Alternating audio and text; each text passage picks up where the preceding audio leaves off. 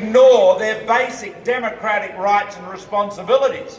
If you don't know, find out. If you don't know, read something. If you don't know, wake up. Wake up and look at what is proposed. And this is about listening.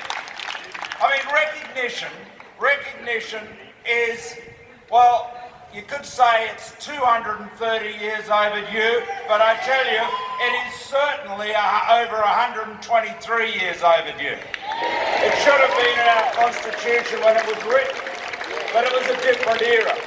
Recognition is so overdue, it is long past the time when it should be done, and we can do it now.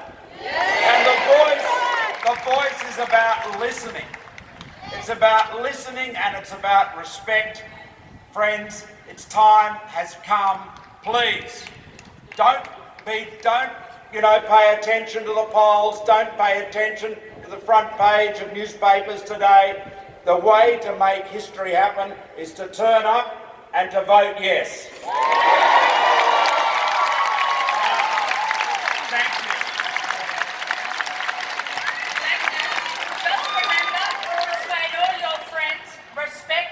Recognise, listen. That's what this is all about. Thank you very much.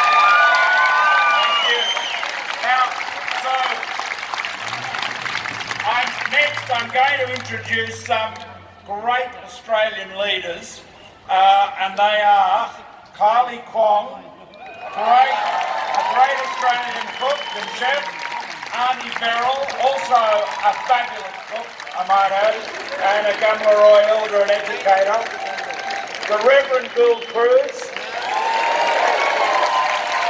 keeping us. We're all in need of some divine assistance. Maha Abdo, the Chief Executive of Muslim Women. Amar Singh, who heads up Women's for Australia, and Carl Deere, who's the co-founder of Desi's for Yes. So, what a great team. And first up is Beryl, I think. Beryl, you're going to say, Auntie Beryl is going to speak to us, and then Carly.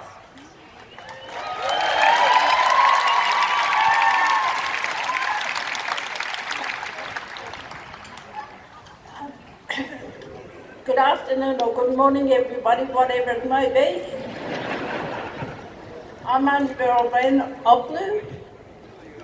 I come from Walgett, New South Wales. I'm a Gamilaroi lady.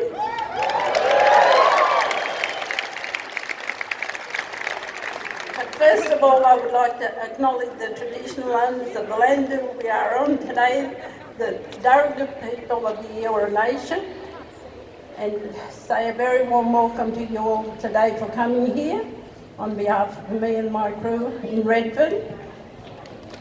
So thank you.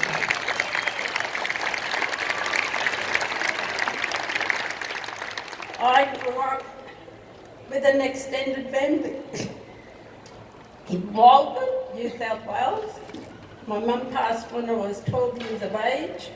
My auntie took us in. She had 8 of her own kids, and my cousin came to live with us, so we were an extended family.